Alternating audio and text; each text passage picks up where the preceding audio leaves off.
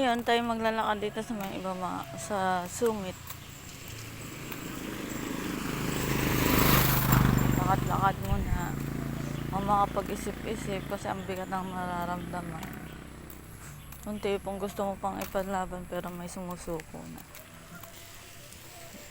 Yun.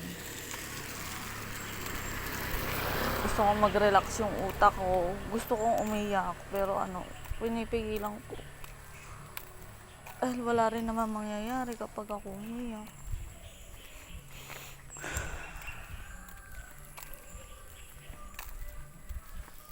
Kaya ito, lakad-lakad muna.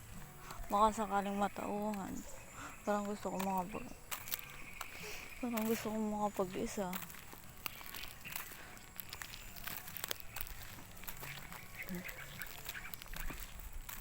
Kakaboring yung buhay ko. Gusto kong magpakalayo-layo, mag-isa. Wala lang akong anak. Matagal na ako sumuko.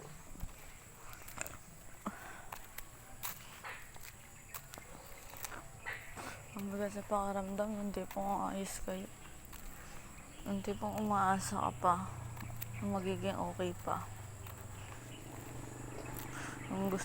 Gustong gusto ko pang ipaglaban.